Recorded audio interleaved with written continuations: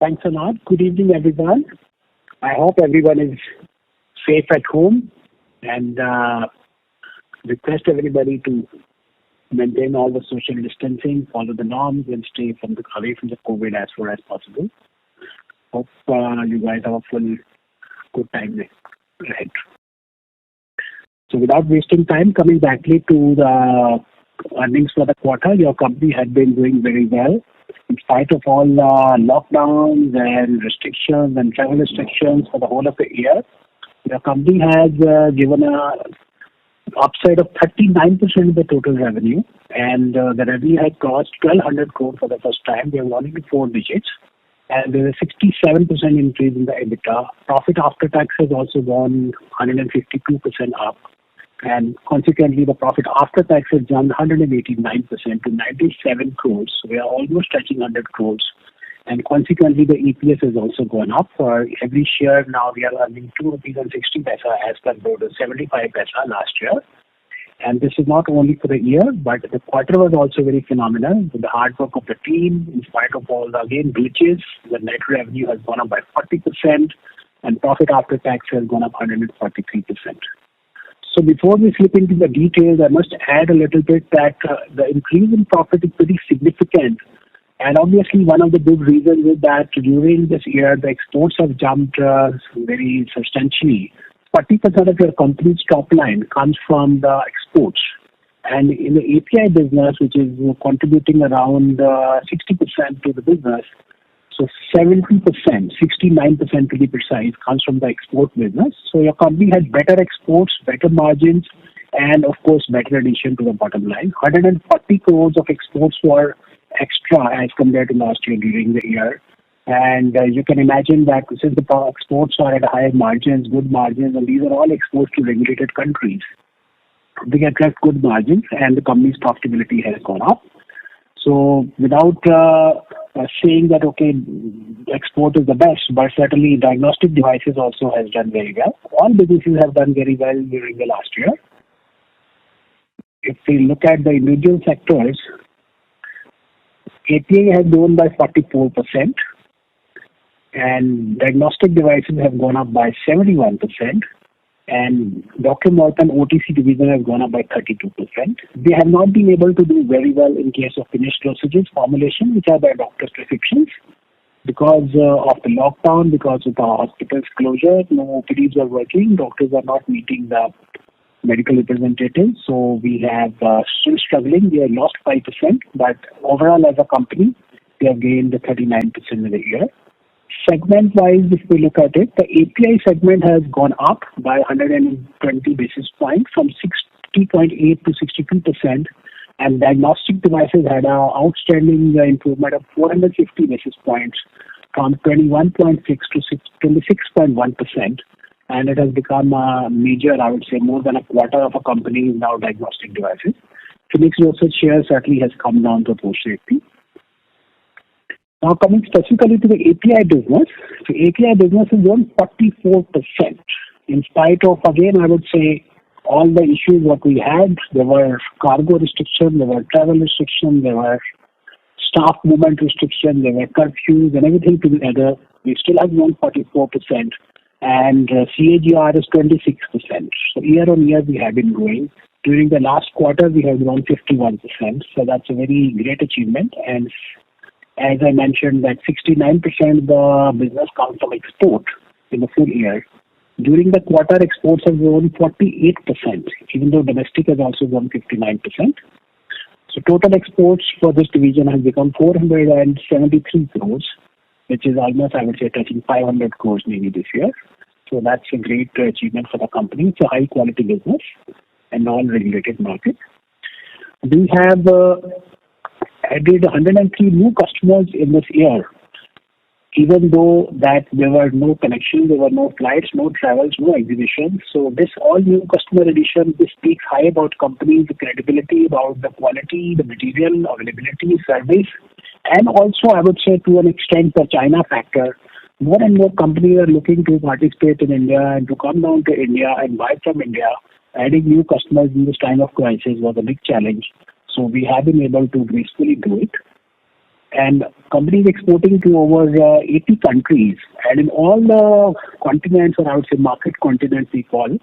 So we have grown. We have grown 36% in US. In Europe, the company has grown 21%. Asia market has grown 48%. India, of course, has grown 55%. South America 70%, and African markets have grown 47%.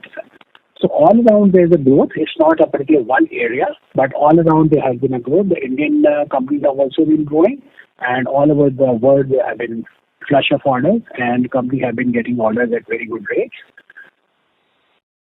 So we look at the top 10 countries. So of course, after India, it is US, Bangladesh, Spain, China, Iran, Germany, Thailand, Pakistan, Israel, and of course, the list follows.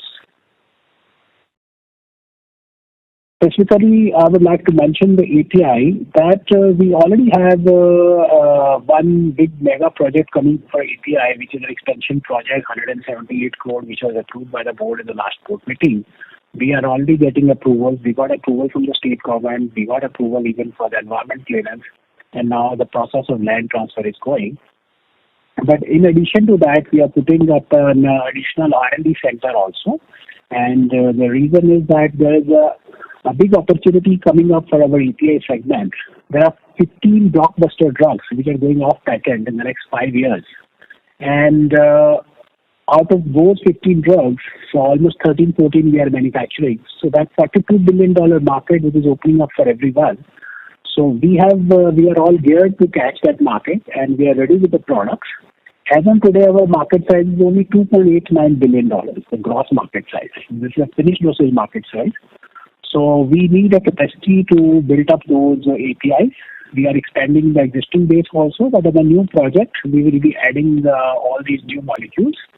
So in addition to the API plant, we are adding one big R&D center also. We do have R&D labs, but now we are investing behind an R&D center also, around 55 crore rupees, so that we can have R&D of the new molecules, not only the API, but for the finished dosages also. And taking a leap forward from APIs, we are going to file the ANDAs of these products also. 13 of such ANDAs are in various stages of development. 6 ANDAs are ready with up to the pilot bio. And another 5 are in the process of the lab scale, and another 2 are at a bench scale. So all these 13 ANDAs related to these products, and of course more ANDAs are in pipeline, more team is being hired, and formulation development part is also happening. So API supplemented with the ANDAs, that is where we are going. R&D remains the backbone of the company, and as you understand that company has got a lot of IP. The company has 135 patents to its credit, and 129 DMS filed in various parts of the world. 13 approvals that we have got from China, ideas, and of course 30 new products have been added over a period of time. During the last year, we added 10 more patents and 18 DMFs, 1 ideal, and of course added 5 new products in the last 1 year. And people working from home, only the bench work is happening in the labs. Senior guys are still working from home. We do not know how long it will go, but we continue working in spite of all the crisis. So looking at the API opportunity and looking at the growth which it has, certainly the API remains the key focus of the company, and we continue investing behind this. The next element, which is the big element for growth, is the medical devices. Medical devices business grew 71% in the last year with 41% CAGR, which is, I would say, very impressive for continuously 4 years. 71% growth in the current year, and quarterly basis it grew 57%. So now 71% growth looks high. So the question is whether it is one time, will it continue? The answer is yes. There is a high possibility that such type of growth will continue. So what we are seeing is that there is a change in the lifestyle of the people. There is a change in the habits of the people. That diagnostic spend has gone up substantially. So the people were spending few hundred rupees in diagnostics, maybe just to buy a thermometer, maybe once in a year or something. But now the diagnostic spends have gone up as high as 5,000 to 6,000 per month. Of course, these days a lot of testing is also going. But other than the common thermometer which we were carrying, maybe there was one thermometer in the whole building and you could borrow. But now people are keeping 2, 3, 5 thermometers at home. And then there are oximeters, non-contact thermometers, and this time of the year when there's a huge shortage of oxygen in the country, oxygen concentrator is the huge demand. So we have a lot of pressure to supply the oxygen concentrator at whatever, I would say, prices we can. So there's a huge shortage of the raw material still. Our basic raw material still come from China. There was a flight disturbance. And we are hopeful that even in this month, we'll be able to supply between 2,000 to 2,500 oximeters. And going forward, we'll try to increase the capacity of the oxygen concentrator. Oximeters will go up to 10,000 oximeters, and oxygen concentrators also between 5 to 10,000 per month, depending upon how the pandemic goes. But pandemic or no pandemic, it looks like that oxygen concentrator is going to be a part of your house, like our TV at your home or maybe a fire extinguisher at home. So you need an oxygen concentrator at home. That's how people are thinking now. And of course, urban houses can still afford it. Hopefully, the oxygen supply in the hospitals is maintained and people do not need to panic. But we understand that this is a life-saving instrument which people would like to keep it at home. And we are certainly trying to fulfill whatever demands we can at this hour of the crisis. So last year, there were two growth drivers in the sales of the company. Glucometers grew by 51% and DP monitors grew by 117%. DP was one category which was not growing so fast, but last year, obviously, because of the lockdown, people are sitting home scared and, of course, worried about their elders and everyone. So a lot of people buy DP monitors online and offline. The glucometer sales, of course, is growing very fast. And if we look at the number of strips sold, last year we have sold 188 million, 8.8 crore strips we have sold last year, while we have totally placed 60 crore strips. The 18 crore strips have been sold last year. 5 million meters have been installed in the market. The more meters installed, the more strips we sell. So we shared last time that the business model of the company is to install more and more meters. And as we install 1 meter, for every meter installed, we have an annuity sort of a thing that, okay, we get strips sold for the rest of the life. And we have a extraordinary service quality which we deliver, and we exchange the meters for any default which has like a lifetime guarantee, actually 99-year guarantee we give the meters, so that people keep buying the strips. And it's a good service company provides. On the devices also, we have massive expansion plans. Basically, it's happening two ways. One is that the business has gone up to a critical mass. We already achieved around 287 crores. So we are seeing this business grow exponentially in next 3 to 5 years. Rather, I would say 3 years. And the company has decided to spin this off as a 100% subsidiary, which will be demerged as a 100% subsidiary and through an NCLT route. And devices business will come up and stand in its separate company. Of course, 100% ownership will remain for all the shareholders. Then at that stage, we can attract maybe some private equity partners. We can attract technical collaborators. We can have strategic partners. We can have any other technical partners or acquisitions happening. So we are open for acquisition in this business, and we are also looking for some like-minded people for partnership. And of course, we are eager to have a joint venture for our back-end technologies.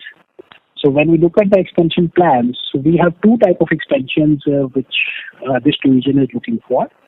One is into the core technology, which are the back-end technology to manufacture key components. So that is more like either we do for I would say, So either, for example, in the glucometers, we are manufacturing strips, but we still have to import the enzymes, which is coated on the strips. So at some stage, we would like to manufacture those enzymes in India. It is not only for glucometers, whether it is glucometers or maybe it is for, I would say, pregnancy, or it is for rapid test. We can do all enzymes for all the diagnostic devices. Then for all medical devices, you need PCBs, you need SMT. So these are the basic things which we import. So at some stage in life, we need to manufacture these in India. And this is where India is still suffering. We still have to import little things. In oximeters, there is a special sieve which is used to filter the air filter out the nitrogen out of the air and pure oxygen is left with a molecular seed. We're looking in case we can manufacture molecule seeds in India. So these are the backward integration, I would say, the core technologies. And second expansion, what we are looking is for the connected devices, whether it is in terms of BP or glucose or your health parameters. So all these things are looking forward. So we have investment plans of 150 crores.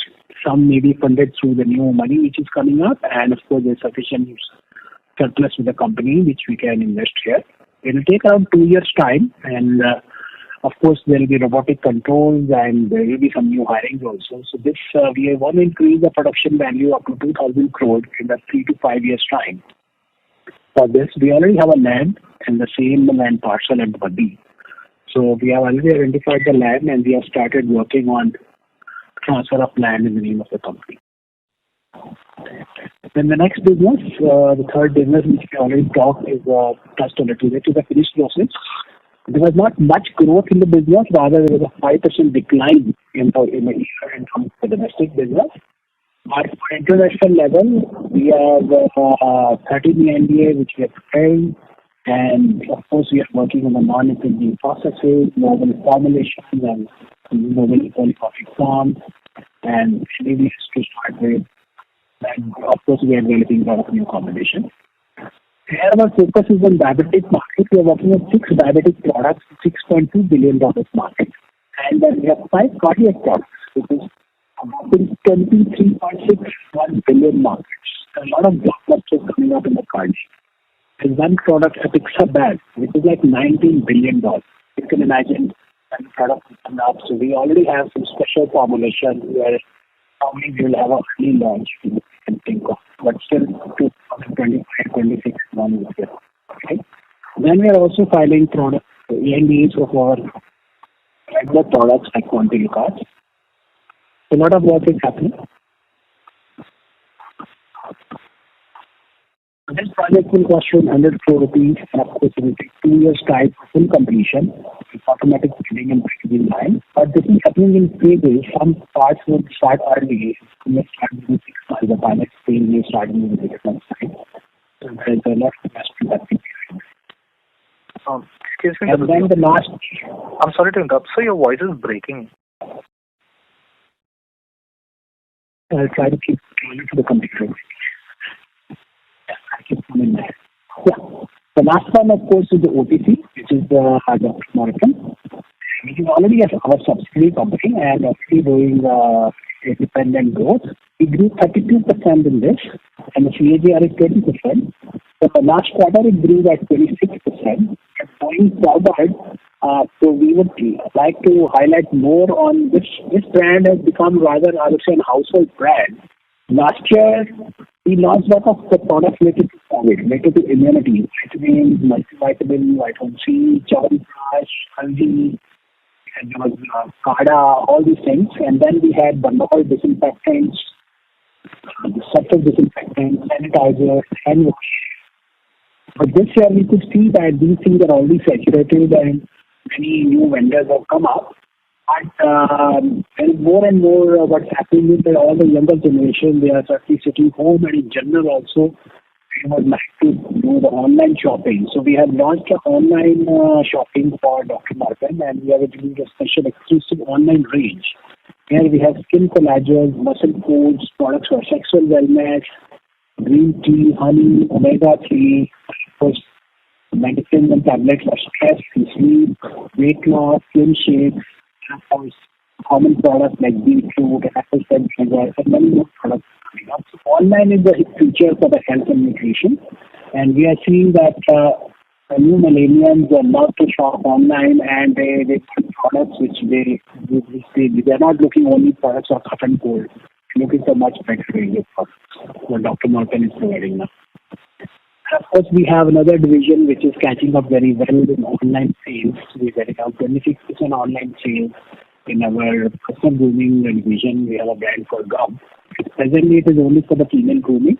So maybe at some stage we may do the male grooming also. So it is primarily for the makeup brushes and I would say these brushes and foams, so cream these are all grooming products, but more and more into the, I'd say, quality high-tech products which are usually not available in India. Recently, we have launched a range of beauty soaps also during the COVID time, so that is also doing very good. Then your company has plans to launch a specialty skincare, which is more based on a scientific study of cosmetology, and instead of saying we want to give a real nectar to our people in India who want to take care of the skin. This is a specialty brand yet to be launched. We're still working on it. That's broadly, I would say, the area, but in Dr. Morepen, the expansion plan is around the reach and around the number of products. So basically, it is health, nutraceutical, energy, Ayurveda, cosmetology, and of course, a lot of packaging innovation which is happening. If you look at the number of products, so for the trade, we have around 100 products, and we want to do the 500 products in 3 years' time. In health and nutrition online, so we already have around 100 products already in the market. So we want to do 1,000 products in 3 years' time, and the team is fully geared for that. In the grooming, we have got around 200 products, and we're going for around 500 products in the coming 3 years. So the company is all geared for Dr. Morepen's extension, which is will cost total around 100 crores to be completed over 2 to 3 years, including online, e-commerce setup, brand building, social media, and of course up to 1,000 crore value in terms of sales in the next 3 to 5 years. Financial, we have already discussed, but just to wrap up, net revenue up 40%, expenditure up 36%. There's a 4% saving in I would say expenditure, so it adds to the bottom line. Ebitda is up 68%. Profit after tax 143%. These are quarterly figures. 143, and EPS is also up 143% in the quarter. But if you look at the year as a whole, 39% net revenue up, expenditure up 36%, profit before tax 152%, after tax 189%, EPS is also 189%. Then we have operating ratios. Debtors have gone down, inventory has gone down, current ratio is essentially up, interest coverage is substantial, operating margins have gone up by 74%, net margin of course is almost 108%. Balance sheet ratios are also very healthy. Reserve surplus gone up 42%, debt equity is up 29%, capital employed is up. Return on equity has gone up by 101%. Return on capital employed is also up. These are all technical side, but net debt company as a whole, the team has been working hard all the year round, and we are happy to see the challenges around. But yes, we didn't know how long this COVID would stay. But as a company, we are geared to work around it and see what are the products people will be needing in these difficult times. I would like to deliver that. That's broadly the macro view, and I would like to leave the stage open in case there are any questions. Thank you very much, sir. Ladies and gentlemen, we will now begin the question and answer session. One who wishes to ask a question may please press star, then 1 on their touchtone telephone. If you wish to remove yourself from the question queue, you may press star, then 2. Participants are requested to use handsets while asking a question. Anyone who wishes to ask questions, please press star, then 1.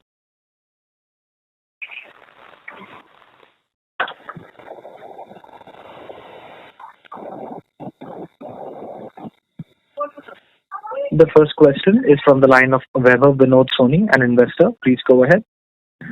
Sir, congratulations on such a exponential growth, and thank you for the opportunity to get myself notice and get clarification on some questions. I have 3 questions actually. First of all, the prevailing growth, do you agree that some part of this growth is also backed by the COVID pandemic demand? And if yes, especially in diagnostic equipment, if yes, how long do you think this growth will continue, and what will be the correction in our TOI growth and margin after that? Second question is, if you can please share segment-wise margin, Ebitda, PAT or gross margin, whatever you can. And third question is regarding expansion part. You have told us that the expansion will be funded by internal accruals and the investment that we have received. Are we also looking out for banking debt for this expansion? And if yes, how much? Thank you, sir. Thank you, madam. I think you have got the very, very valid question that is the growth sustainable? Is the 71% growth in the diagnostic devices, can we sustain it? And I would say that anybody gets that how long COVID will stay. But one thing I would like to add, whether COVID or no COVID, people are now, I would say, getting serious. They're getting serious for their health. So if you need to take care of yourself, you need to monitor your parameters, you need to monitor your oxygen. Sorry to interrupt. What you're saying is correct. But when I consume a medicine, I will again go out and buy a medicine. But if I buy a diagnostic equipment, that is with me for the next 2-3 years. So that's not a revolving demand. So my question comes from that perspective. That's what I mean. So basically now that the diagnostic consumption doesn't mean that, okay, the same person will keep on doing it. Like I told, for example, in glucometers, we just got 5 million users, but the market size of India is 70 million users. So even us to go to that market, even if I take 10 years, and by that time we are with the market rate. So it's basically more reach, more penetration. As in today, we are talking only, I would say, tier 1, tier 2 cities. So we still have to go down. And it's basically changing of the lifestyle. But yes, is the, for example, demand like oximeters and oxygen concentrators. This may be, I would say, to an extent temporary. And that is why we are not actually banking much on this. But what we are trying to do is to find equipment and devices which keep you safe for the rest of your life. And our company is specialized primarily on the home diagnostics and point-of-care devices. Our point-of-care devices include, of course, devices which you use at home. Nobody thought of oximeters earlier, nobody thought of oxygen concentrators. Similarly, there are hundreds of things which are used in hospitals, they are used in nursing homes. There are patient monitors, there are on-site monitors, there are portable ECGs, there are 100 things which is like a point of care. So as Morepen and your company would like to focus more and more on the point-of-care devices. And as I shared that the lifestyle of people is changing now, the younger generation is coming more and more with gadgets. They are used to holding these gadgets in their hands and they want a reading on their apps. So this is where we are confident that demand will continue, but not necessarily the same products will continue. But segment as a whole will keep growing, but not actually at this. Okay. Second point is on the segment-wise Ebitda that I will leave on the CFO. And expansion, do we need any debt? Yes, we have already sufficient cash flows in the company and we have got equity injection coming up. We do not have any plan to raise any debts in the immediate future. And we are already a debt-free company. We just have to reference capital with the bank which we have to honor. Other than that, we do not want to get into any debt. So Aditi, would you have handy segment-wise Ebitda numbers with you? Yes, good evening. Good evening, sir. Primarily our data is driven by API business. So to the extent of top line, it also contributes to the bottom line as well. So we have around 67% of API business. And to that extent, we have more or less 1 or 2% plus minus. We have Ebitda. So same goes to the net profit level as well. Yeah. I'm sorry, sir. Segment-wise Ebitda, I'll take this question. Segment-wise Ebitda, if you say, I think basically API division is one business, which is, I would say, around 20 to 13% Ebitda which we are getting. Diagnostic division has delivered around 20%. And this dosages as the business was down, hasn't contributed very well this year. And OTC, the Ebitda is still very low because there's a lot of marketing spend. We are around 5 to 6% Ebitda this year. Okay. And sir, the expansion project where we are developing all these facilities will focus on the API production, manufacturing. No, API, devices, ANDA, all the three, and of course the development of our brand, Dr. Morepen, on the OTC side. Okay. That's it from me, sir. Thank you very much for the answers and best of luck for the future interview. Thank you, Baba. Thank you. Thank you. The next question is from the line of Ranveer Singh from Sunidhi Securities. Please go ahead. Yes, thanks for taking my question and congratulations for very good numbers. So just one thing on API side, whatever we are investing, I think we have now environment clearances also. And what I anticipated that once that environmental clearance comes up, then this should commercialize soon after that. So, but presentation mentions it will take 3 years to commercialize. So just wanted clarity on it. Thank you very much. So basically, so when you say 3 years commercialization is the complete process. So it starts, I would say it will take 9 months to 1 year for the civil work and another 1 year for fixing the machines and trials. And the third year, we will have a full production. But not all the blocks will take 3 years to complete and commercialize. So, of course, the building has yet to be made. This is not a plant where we are ready and we are waiting for environment clearance.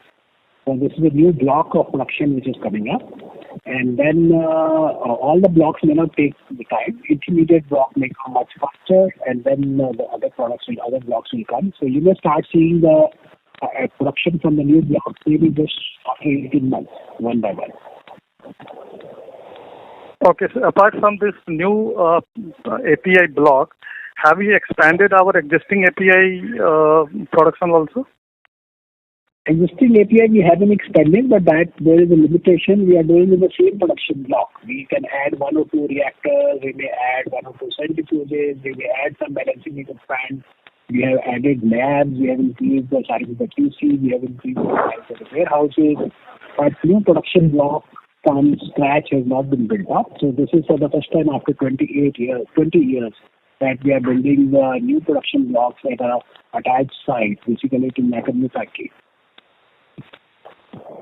Okay, so this 178 crore entirely would be commercialized after 3 years? So this is phase-wise, No, part of it will be done in phases. It will be done in phases.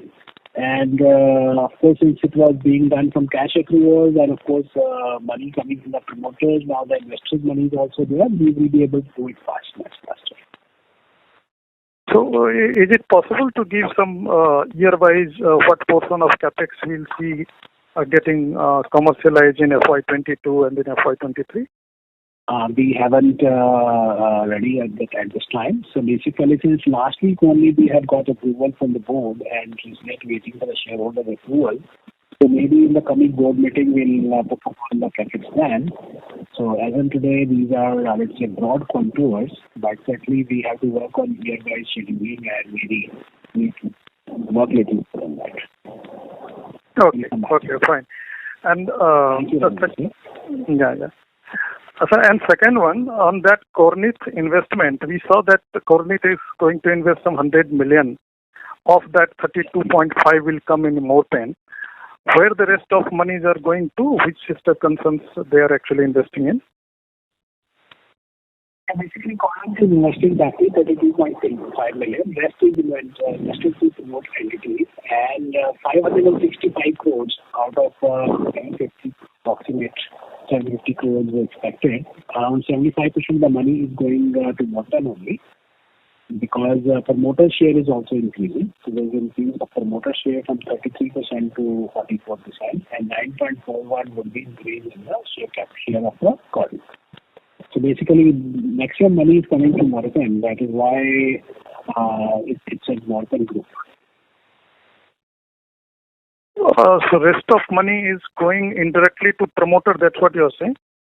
No, it is coming to Morepen only. 565 crore money will be invested to Morepen because promoters have to subscribe for the warrants, and the promoters have to pay 75% money of the warrants is already subscribed. And with the additional equity which promoters are buying, 5 crore shares, where also the funding will be done through this. Okay. So as on that, how much cash we have received? We have yet to get approval from the shareholders. We have sent notices to all the shareholders. There is an extraordinary general meeting of the shareholders which is planned for, I think, 20th of May. So once we get shareholders approval and stock exchange approval, so we will be receiving the money. Promoters have already given their 25% for the warrants which was allotted before 31st March. 49 crore roughly is from promoters, right? 43 crores. 43 crores. Okay. Okay. Thanks a lot. Yeah. Thanks.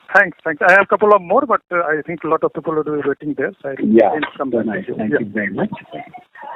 Thank you. The next question is from the line of Umakant Sharma from EM Capital Advisors. Please go ahead. Yeah, hi sir. This is Umakant Sharma. Thank you for giving me the opportunity. Sir, I had one question. I think you briefly alluded to it, and I'll just repeat. Pardon me for my ignorance on that. Could you just tell me how much exactly the money has been raised in the current round? Via the external investors as well as the promoters, and what is the utilization of each of the entire proceeds, and what is the timeline that you're looking at from a utilization perspective? Great, Mukherjee. Like we added, that 32.5 million will be coming directly into Morepen after the approval from the shareholders and stock exchanges, that is by end of this month. And the rest of the money which is coming through the promoters would be around 300 crores. This will be coming by way of subscription of the promoters' current equity plus the subscription of balance subscriptions of warrants. 565 crore approximately will come to the company. And as far as timelines are concerned, within, I would say, next 2 months' time, the whole money should be in. Even though for warrants, we have got 18 months' time to subscribe. But we will, whatever the shares can be allotted during the year, we will try, because as per SEBI norms, promoters cannot increase share more than 5% in 1 year. So we will see as per SEBI norm how much shares can be allotted within the current year. But as far as the utilization plan is concerned, actually the will not be utilized overnight. So that is why we have 4 projects, and some civil work is also involved in the API because it's hard construction. And then there's the diagnostic devices and formulation. So I would say it is anywhere between 18 months to 2 years time for investment. And of course, side by side, we'll have internal accruals, but a lot of money will go to working capital and settlement of some old preference capital with the bank. That will be used faster. Okay, got it. And sir, could you just briefly, throw some color around what exactly went behind, for you to go so aggressive and take, raise so much of capital and deploy it in the business? When I look at the current asset gross block, that's like about whatever the number, but you've gone ahead and raised a lot of money. So what makes you go so aggressive on the overall business? I would rather say that we have been very slow. We haven't done anything in the last 20 years. And so that's what, suddenly you're raising such a big round, and what exactly transpired in the whole process? I think it's more of an opportunity, and it's a market confidence that now more and more people are looking at India, and everybody is looking for a company which has a hardcore technology and a backup of API, and of course the R&D. And certainly Morepen is the best candidate for that. We had many opportunities last time. Many people were approaching us. They wanted to buy us out, and of course pharma is a market, and India is the hub for the pharmaceutical. Secondly, our diagnostic devices business has placed an edge because of the COVID. And third, I would say as a brand. So as a brand, Dr. Morepen as a brand is very well established. So we tick all the boxes of any investor that, okay, whosoever investors are interested in India and in healthcare. So Corinth has done complete due diligence around us, and of course there are multiple rounds of discussions. They appointed third party outside agencies for the due diligence, including legal due diligence, and they could figure out that, okay, here is an opportunity, and of course at the right price also. Most of the pharma stocks are beyond reach, and you only buy a pharma share less than 500 rupees. So they could see that, okay, here's an opportunity to invest, and of course like-mindedness in the thought process that we are looking for emerging markets, and we are also looking for growth opportunities. And of course, there's a win-win situation. But more importantly is that, is it sudden? No, it is not sudden. It is a planned effort. We were earlier working to pay out the banks, and we cleared our debt book first, and now we are a debt-free company. And last year, in spite of the COVID and everything, we had no problem of the banking, no problem of the debt, because at right moment of time, we cleared all our banks. So that is a long-term plan, and the last 7-8 years the company has been working. We have prepared our ANDAs, we have done R&D of APIs, we have developed the APIs, we have launched brands, we have launched diagnostic devices, and all these things have been done, by the way, without any working capital. We have zero working capital facility. So we were waiting for the right time, at appropriate time, at opportune time. So we have to get into the second league, and it is not overnight. So within Morepen, there were 4 companies which are being doomed. So all those companies have now come off it. For example, this diagnostic devices has gained a critical mass, so it will be spun off as a separate company. It can have its own independent features. Similarly, in OTC, Dr. Morepen has its own independent feature. API certainly would remain the forte of Morepen. At some stage, finished dosages, when we reach to a level, then it have its own life.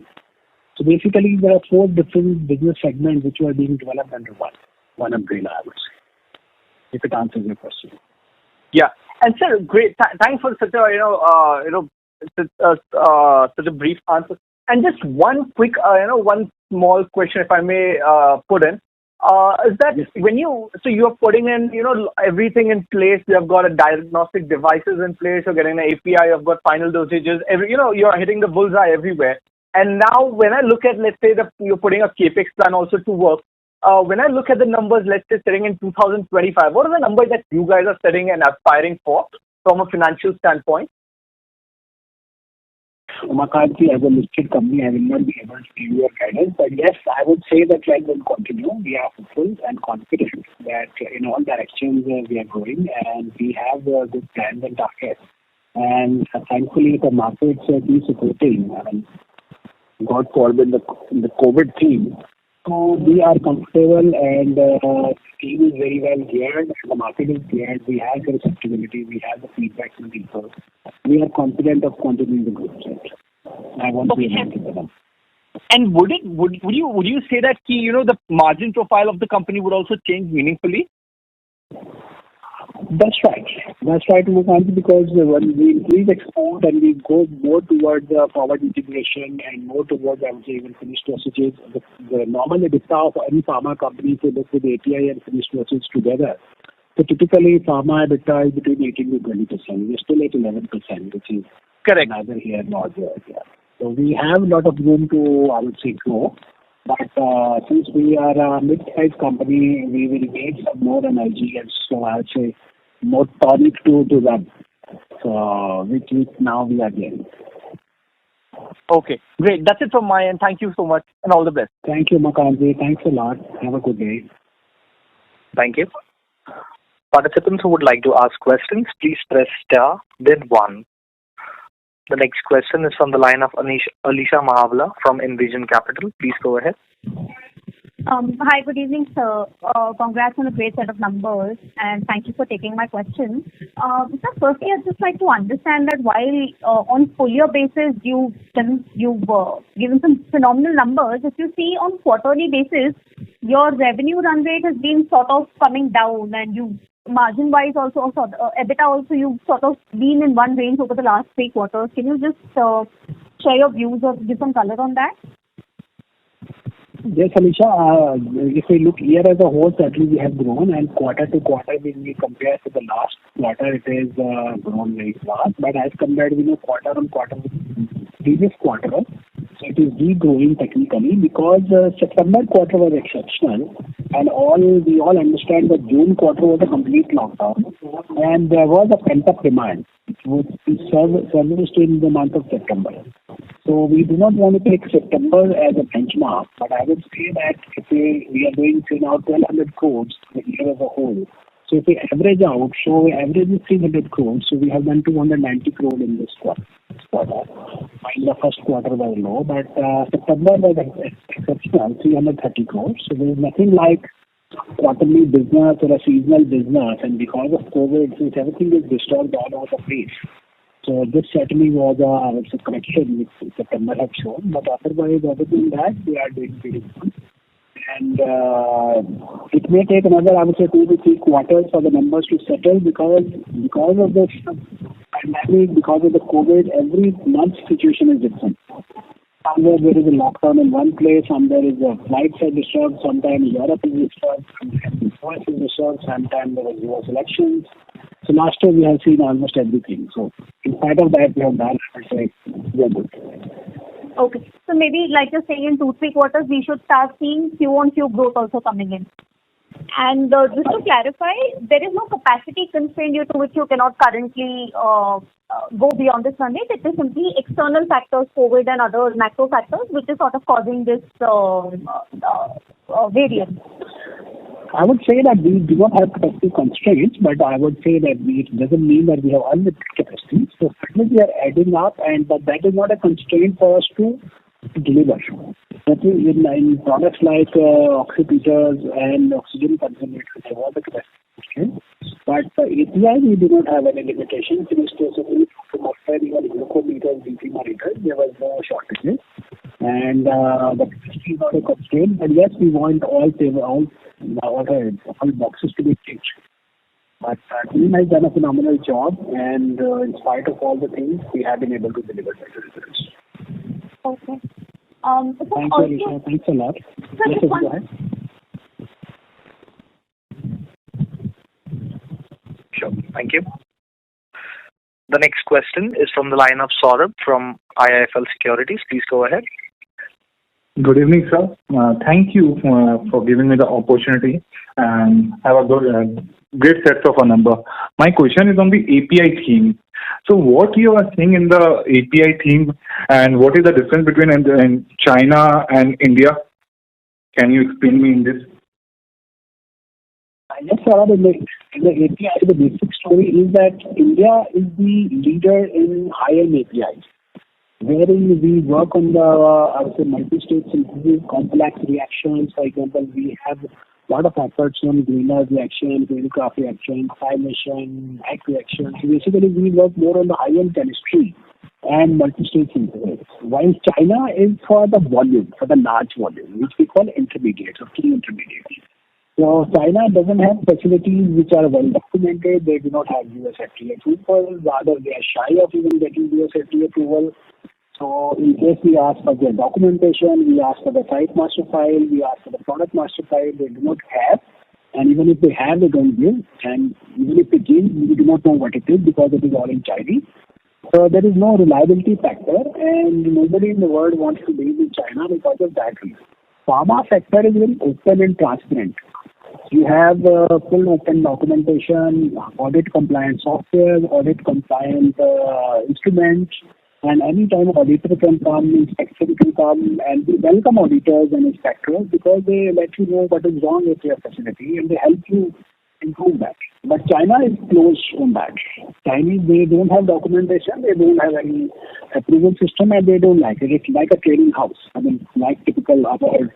In case I give a parallel example of Delhi, Shraddha Bazaar or Chandni Chowk. So that's what China is for us. So that is where our India is, we have a lot of opportunity. All the international companies are looking for India for good quality documentation, good quality, facilities, good quality of product, and sustainability. And there's a commitment of. If we take some order, even if we have to sell it at loss, we will do it. Chinese companies will never do it. They will get the orders. Okay. So my two question is there. Number second question is there. So what last 5 years we have seen too many audits from the US FDA. Now this current pandemic situation is going on, so that's why the audit is not taking place on the Indian pharma. But still there is a lack of compliance from the Indian pharma company. So what is the reason behind that, sir? I wanted to understand this. So why Indian pharma company is lacking this? Why they are satisfying the US FDA audits? Sorry, I would not like to degrade our colleagues and counterparts. I would say we are proud that India has been able to successfully lead. But yes, there were problems in the past. Most of the companies have come out of that. But I would proudly share that as Morepen, we have never got any audit signature. We have got authorized sections with the nil 483 and zero observation, and there is no pending observation. but doesn't mean that we are perfect. So we try to match the standards, and anybody who can match to the written guidelines. So FDA is not a time that, okay, this is what you should do or not do. There are fixed guidelines. If you follow the protocols, and as a responsible company, we understand that life is important and products are important. So more and more digitalization is happening, more and more software compliance is happening. And I'm sure the industry will come up. But if some of our friends had not done in the past, but I'm sure there will be some issues. But in general, the country as a whole, we are pretty confident, and I would say we are much better than China. And as Morepen, we are committed to the FDA. We help and we respect the guidelines, and we are fully committed to comply with that. Okay, thank you. And my last question is on what is the pricing stability in the API businesses in the hello? Yes, sir. Go ahead. What is the pricing stability in the API business and outside the India businesses and in the India business also? Can you give this segment-wise revenue? And so what will be the promoter holding after this equity infusion from Catharod? Yes, sir. Coming to the prices, I would say technically you may say there is a pricing stability, but I can still say within unquote, there is no price stability. Prices are fluctuating because the raw material shortages. There is a price fluctuation from the raw material. So similarly, there is a price fluctuation for the end product also. But wherever we have annual contracts and we have long-term relationships, we are servicing those customers sometimes even at a loss. So I won't say there's a guarantee. The market is changing, market is dynamic. And in this time of crisis, the more important is to keep ourselves live and up to date. And the idea is not to fight for profit or orders at every stage. We are trying to balance out the things. The whole important is to stay put and be available in the market. In spite of, I would say, good, bad, ugly, problems come, problems go. But we are here to stay. We sometimes help our customers, sometimes we request our customers, but this is where we are. So you please compromise here. And coming specifically to your point on the promoter's equity, promoter's equity will go up from 33.54% to 44.28% after the subscription of all the warrants. And on a diluted equity, including the warrants will have 9.41%, promoters will have 44%. Okay, thank you. And last question on the dividend side. Sir. Yes. Will you be giving the dividend in the foreseeable future? Are you planning to give the dividend? Yeah, technically, your company is now out of that so-called carry-forward losses, so we can technically declare the dividend. So we'll see what decision is taken at the shareholders meeting and the forthcoming AGM. And sadly, before going to the shareholders, we will draft a dividend policy at how much money is company need to save for the future growth and how much money should we distribute. So we will try to balance it out. Maybe it may take another 1 year, but otherwise, I mean, frankly speaking, in today's world, no investor is worried about the nominal dividends. But more important is that what is close to have a cash to work. Okay. Thank you. Thank you, sir. Thank you, Saurabh. Thanks a lot. Thank you. The next question is from the line of Hiten Muchala, an investor. Please go ahead. Thank you so much for the opportunity and congratulations on a great set of numbers, sir. Also, congratulations for a credible investor like Corinth coming into our company. And that's something, sir, that I'm not very clear on. You have mentioned the press release says that they are bringing in $100 million. And what I understand is that they are bringing in $32.5 million directly into Morepen. The promoters are bringing in their share of money through warrants. Where is the rest of $67.5 million going? Can you please throw some light on that? That is first question, and then I'll ask you the second question, sir. It will be like as far as listed companies concerned, for which we are discussing, you're right, $32.5 million is coming. But since the understanding with the Corinth and the contract signed is for $100 million, so naturally they were insisting that we give a total press release that as a Corinth group, we are bringing in $100 million, even if we are bringing to the whole group. So as a group, we are receiving the money, and out of that $100 million, around 75% of the money is coming into the Morepen only, that is 565 crores. Another 25 million dollars is going to another group companies which are unrelated to Morepen. There is a online generic pharmacy which is coming up, and then there is a hospital which is not in the parent company, but that is also coming up in Chandigarh. So this is not medical. So we are investing in that. They have a lot of interest in healthcare in India, and they are very bullish about the hospitals also. We are investing in that also. So that's why we mentioned that out of this, a major portion is coming to Morepen only. So otherwise, you're right, officially 32.5 is coming directly, and certainly we could not have allotted them all the equity because there is the applicability of takeover codes, and we do not want our existing shareholders to lose out on this opportunity. And we do not want that, okay, we should ask our shareholders to go because someone else is coming up. Okay. Thank you. And the second question is on the API margins, and I guess your voice was not clear and probably I missed out. What is the Ebitda or operating margins currently on API segment? API segment, Ebitda margin is around 15%, 14 to 15%, but this will improve as we go forward. But overall company Ebitda is around 11%. And then we have finished dosages, then we have OTC, then we have diagnostic devices. Diagnostic devices around 20%. So, sir, you mentioned that the margins you are expecting the margins on API to move forward. I mean, as we go ahead. What's going to be the API strategy? Are we focusing more on the generic side or more on the complex side, which is ARVs and or are we planning to, or should we look at our company as an API to formulations player, which is end to end? How are we looking at ourselves, sir? I think our strategy of API is very clear, as I shared earlier, that our focus is on the blockbuster drugs, which are the leading patent in the coming 5 to 6 years.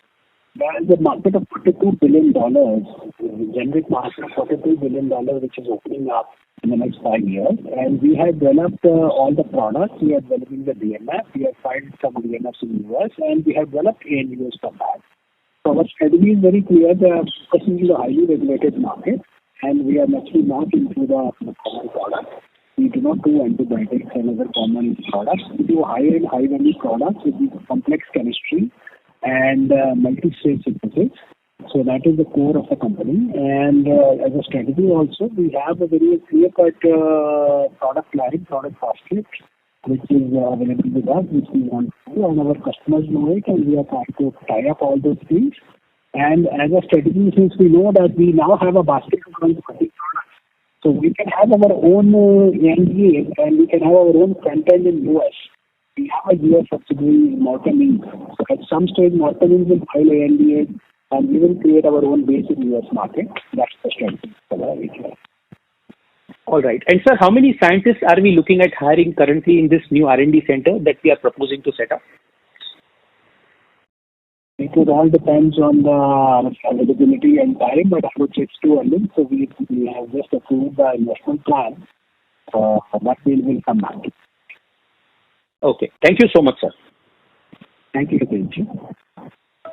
Thank you. The next question is from the line of Vivek. Ladies and gentlemen, we take the next question. It's the last question. The question is from the line of Vivek Bhargav from Wellbridge. Please go ahead. Can you hear me? Yes, Vivek, go ahead. Yeah, most of my questions have been answered. I just have one question on your presentation. In that you have mentioned, for example, for the API project cost is 178 crores, and there is a figure mentioned 4 to 17 crores as production value. What does this production value mean in the presentation? This production value is the production value of products which were going to produce in the 3rd year of operation. Is it per year? In the project report. Yeah, this is your 3rd year. 3rd year after commercialization. Typically, once the project production is stabilized, so that is the it is coming from the project report. That would mean a very high asset turnover ratio. I mean, I have not come across asset turnover ratio of this kind anywhere. these are all high-value drugs. So like I was just chatting, these are high-value drugs, and this is nothing to do with what is the value. And of course, it all depends on maybe we just do for 20 products, only one or two products click. For example, only one Ebitda is $19 billion. Maybe even if the residual market, when it goes direct, even if it is $3-4 billion, that's a huge market. Okay. Okay, that's it from me. Thanks. Thank you, thanks a lot. Thank you. Ladies and gentlemen, that was the last question. I now hand the conference over to Mr. Sushil Suri for closing comments. Thank you, everybody. Thank you, all the participants, all the shareholders, all the analysts, and of course, thank you to the whole team for supporting the chapter. So we had a wonderful year. I urge all of you to stay safe, please take care of everybody at home, and please do not have panic. Whatever the shortages are there in the market, whether it is oxygen supply or it is concentrators or anything, life will come back to normal. We'll forget everything after a few months. Let's pray everything is good. Have a good evening. Thank you, guys. Thank you very much, sir. Thank you, sir. Thank you. Thank you for arranging this conference. Thanks a lot.